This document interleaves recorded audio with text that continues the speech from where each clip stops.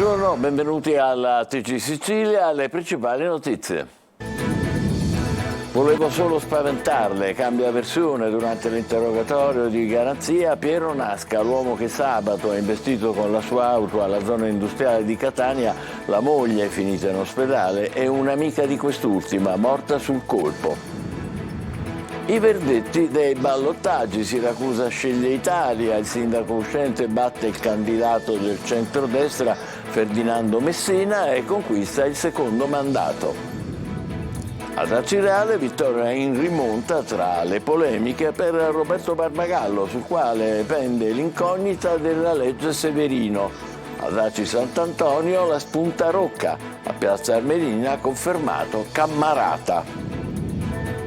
3 eroi che non sono morti invano, ma la lotta a Cosa Nostra è ancora lunga. Il comandante generale dei Carabinieri Teo Luzzi ricorda il capitano D'Aleo e gli appuntati Bonmarito e Morici, uccisi 40 anni fa dalla mafia. Oggi la commemorazione a Palermo. Bonificato il ghetto di Vittoria, rimossi quintali di rifiuti dalla struttura abbandonata dove da anni alloggiano diversi migranti in condizioni inumane. Si cerca una soluzione abitativa per gli occupanti della struttura. Il Capodoglio incagliato, da giorni la carcassa di un cetaceo incastrata tra gli scogli del lungomare di Catania. Aria irrespirabile, problemi ambientali, necessaria la rimozione urgente dell'animale ormai in decomposizione. Il ministro per lo sport in visita istituzionale a Palermo. Nella tappa al velodromo Borsellino, focus sulle strutture da modernizzare e sull'esclusione della città dalla candidatura per gli europei del 2032.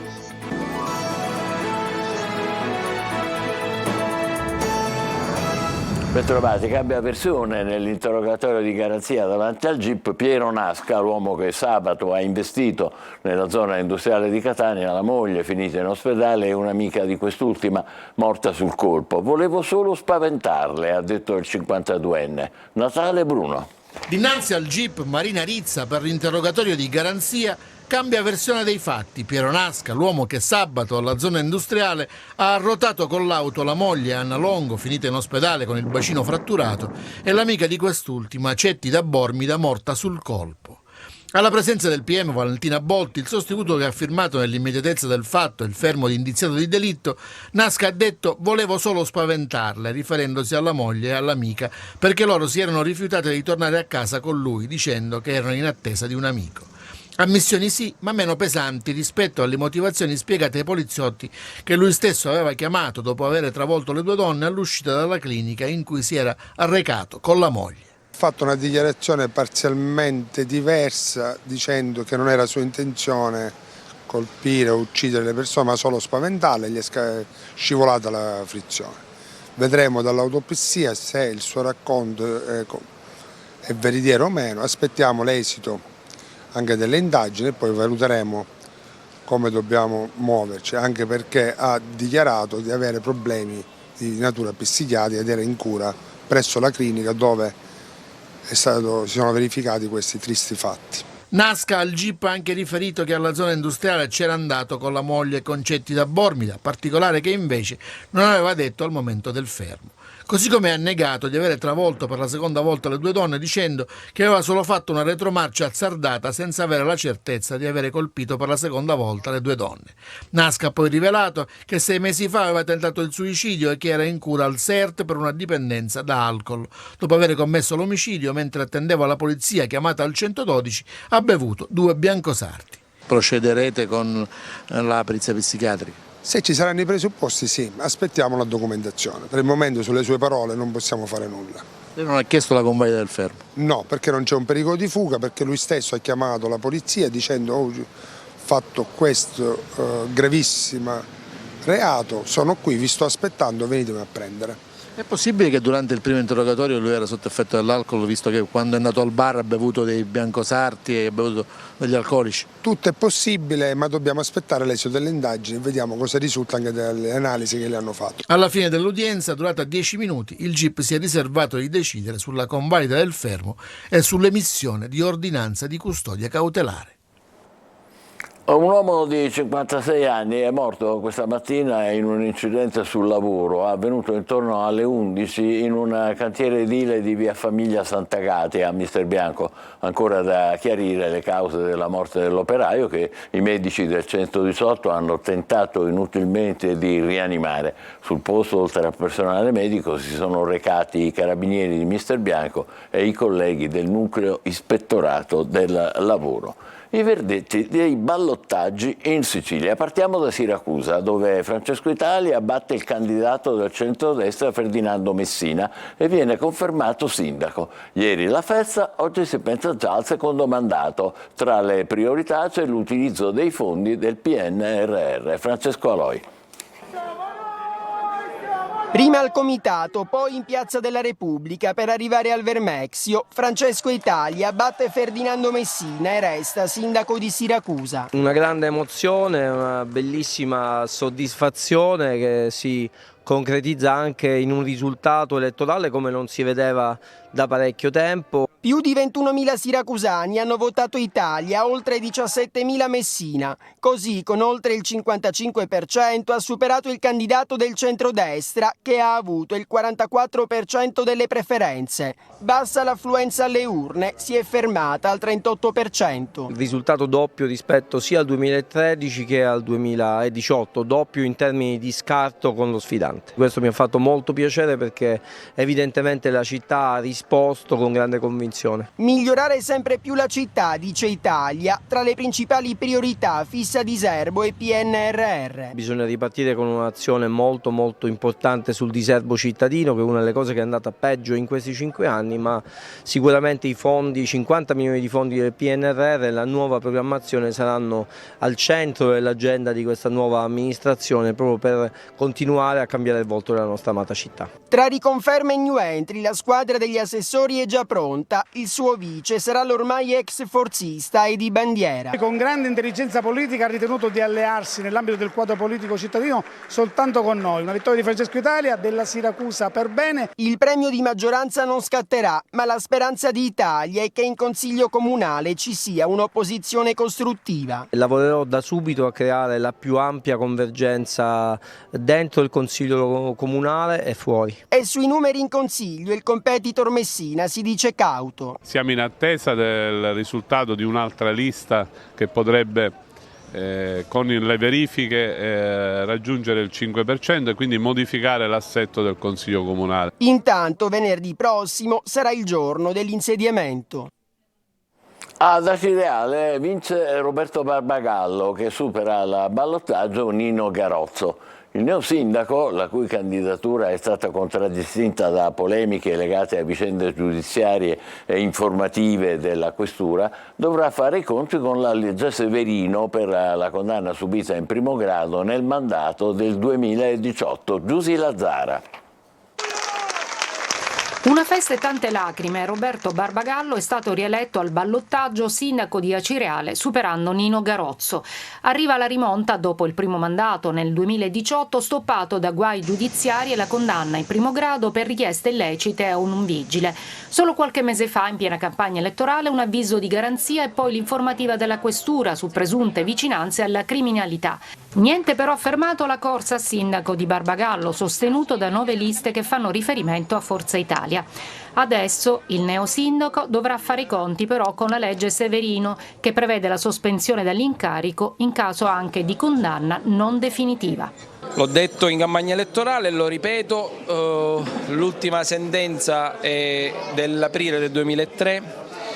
Tutti i casi come il mio, nello specifico, quindi parliamo della tentata indebita induzione oppure del tentato abuso d'ufficio, secondo la norma ma soprattutto secondo le ultime sentenze, l'ultima appunto del Tribunale di Agrigento, non si applicano perché il tentato rispetto al consumato sono due cose diverse e siccome il tentato non è citato nella legge Severino non si dovrebbe applicare. Poi chiaramente ci atteniamo a quello che il prefetto ci dirà. Il suo sfidante era Nino Garozzo, sempre del centrodestra ma sul versante più vicino a Fratelli d'Italia e Lega. Anche lui sindaco per 2 mandati e poi 9 anni di assenza dalla politica. La città davanti alla questione morale ha fatto una scelta.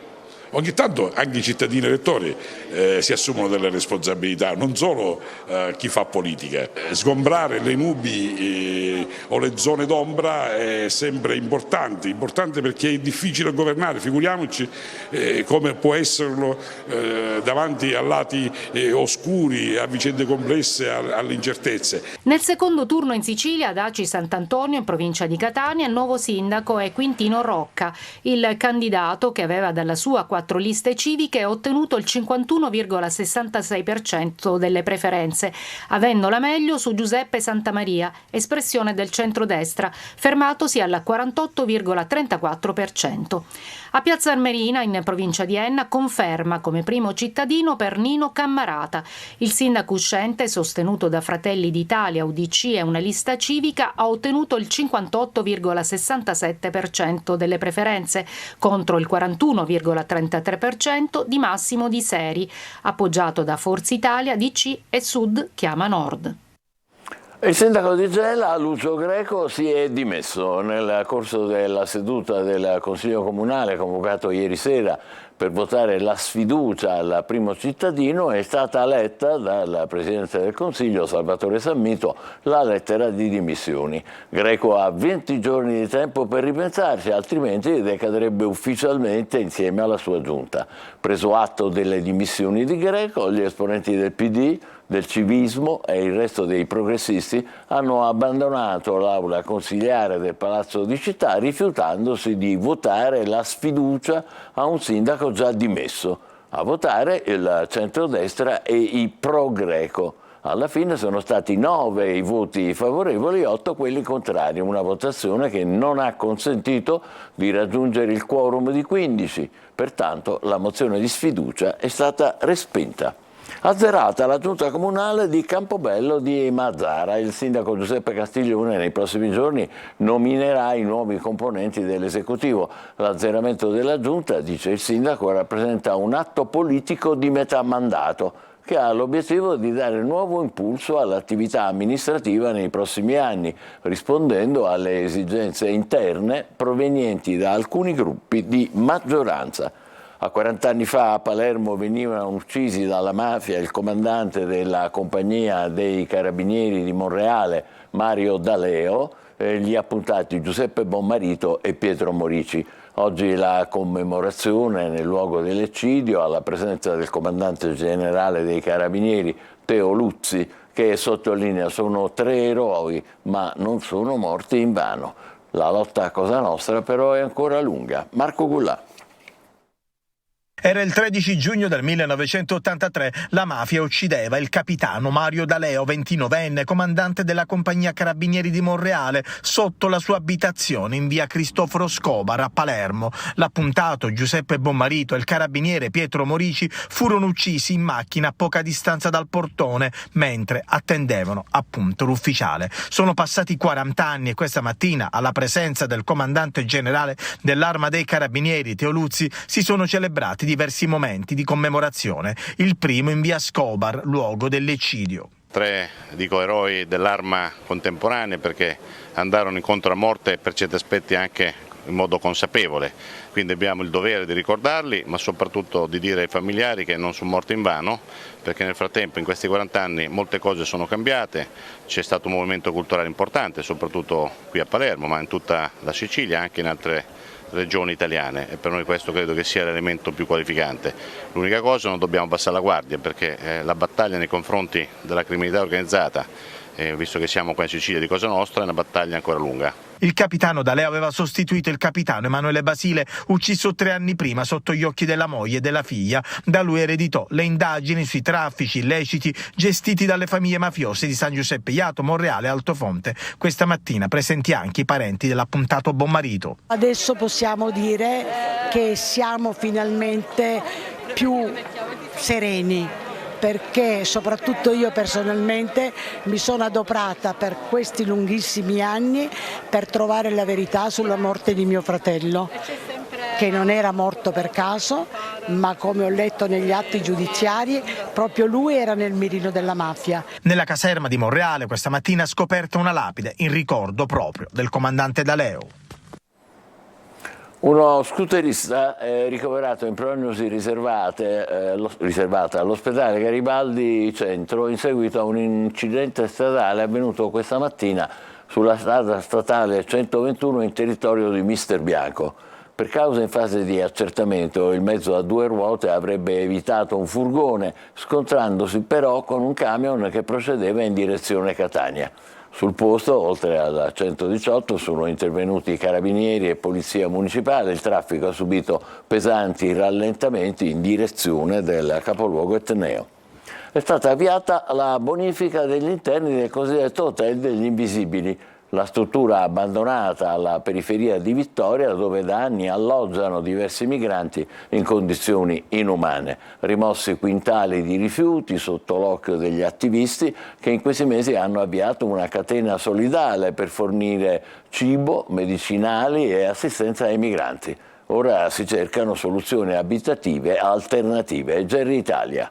Sono partite le prime operazioni di bonifica dell'Hotel degli Invisibili, la struttura abbandonata nei pressi della stazione di Vittoria dove da anni abitano diversi migranti, regolari ed irregolari, impiegati nelle serre tra montagne di rifiuti senza né acqua né luce. Solo poche settimane fa un incendio divampato nel tardo pomeriggio, quando gran parte degli occupanti avevano già fatto ritorno dai campi e si apprestavano a passare l'ennesima notte nei loro alloggiamenti di fortuna, aveva rischiato di provocare una strage. Adesso, dopo le pressioni portate avanti dai volontari che hanno puntato i riflettori sulla situazione drammatica di queste persone, il curatore fallimentare della struttura ha avviato i lavori di pulizia e bonifica. Sono quintali i rifiuti rimossi in queste ore sotto l'occhio vigile degli attivisti di Terre Pulite che in questi mesi hanno avviato una catena solidale per fornire ai migranti cibo, medicinali e assistenza. Riccardo Zingaro, che è stato il primo a sollevare la questione, ci tiene però a mantenere alta l'attenzione. Siamo riusciti finalmente a far bonificare tramite il curatore fallimentare di questa struttura parte dell'edificio e soprattutto stiamo facendo da ponte grazie ai sindacati, l'OSB, la CGIL di Ragusa,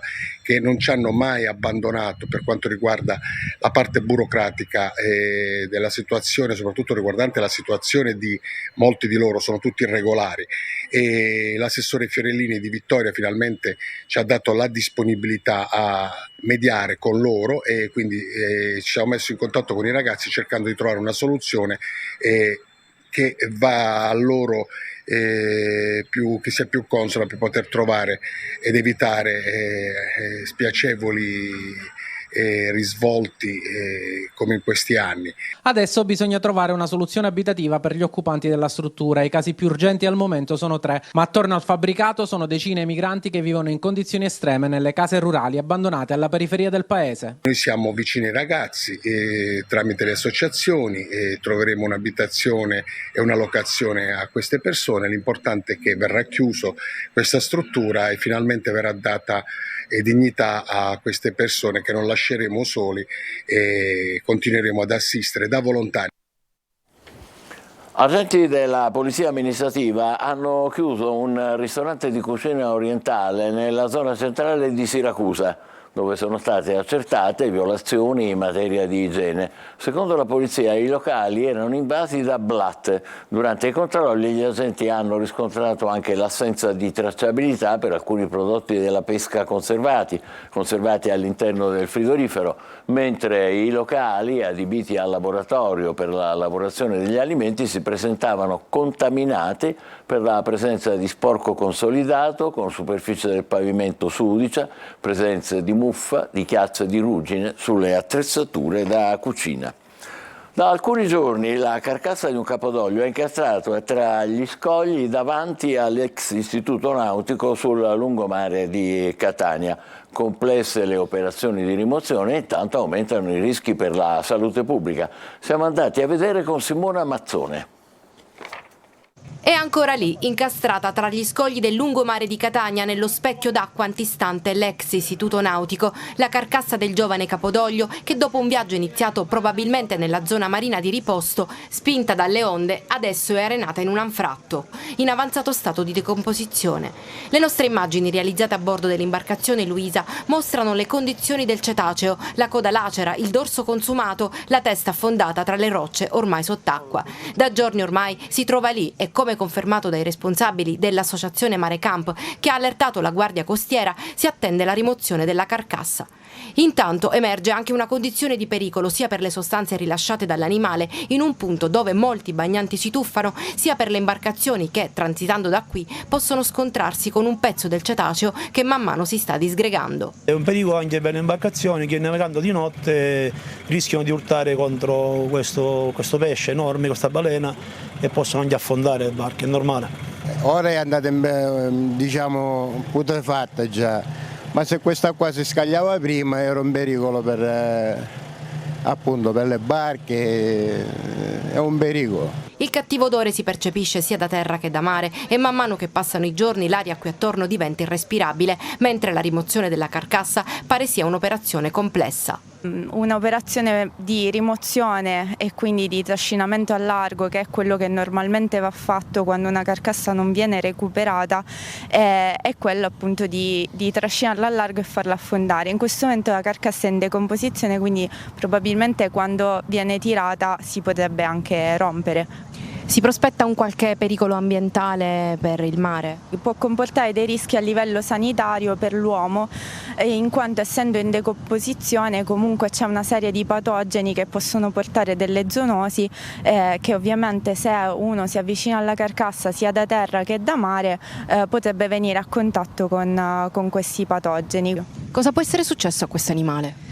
Le cause possono essere tantissime, può essere stata la plastica, ovviamente l'inquinamento, ricordiamoci che è un giovane, quindi può essere un animale che è stato ferito da un'elica, può essere stata una collisione con una nave o ovviamente può essere accaduto per cause naturali. In questo periodo sono tante le segnalazioni della presenza di capodogli nel Golfo.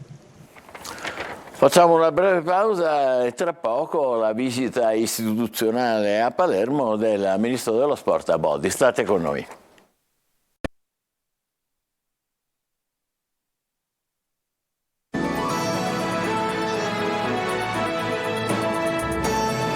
Eccoci di nuovo insieme, visita istituzionale a Palermo del Ministro dello Sport Andrea Abodi. Nella tappa al velodromo si è parlato della necessità di modernizzare le infrastrutture e dell'esclusione dello Stadio Barbera tra le sedi indicate nella candidatura italiana per gli europei di calcio del 2032.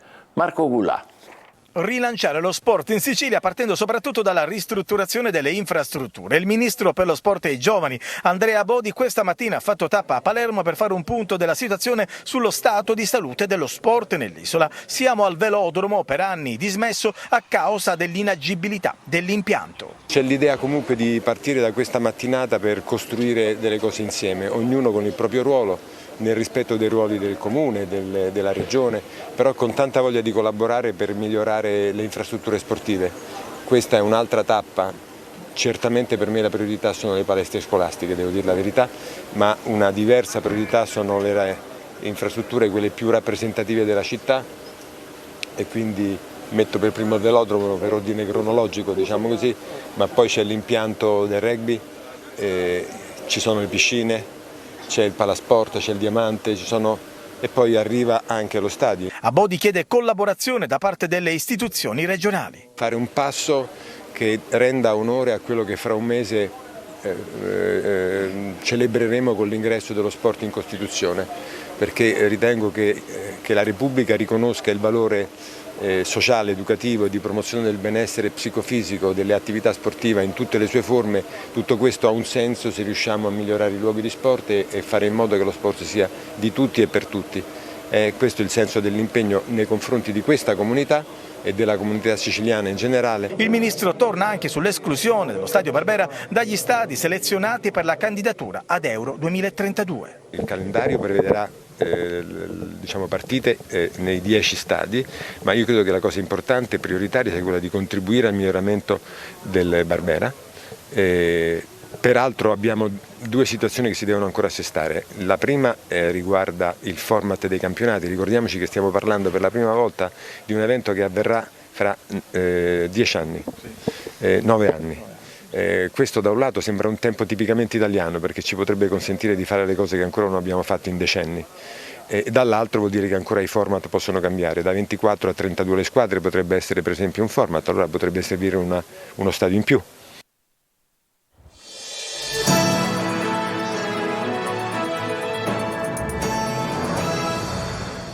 Perché abbiamo più o meno tutti nostalgia di Berlusconi, malgrado gli alti e bassi, i successi imprenditoriali e politici certamente, ma anche le sconfitte, gli scandali, le debacle giudiziarie, il ruolo più da tessitore che da protagonista degli ultimi anni. L'ha spiegato bene l'esperto di TV Carlo Freccero stamattina a Buongiorno Sicilia.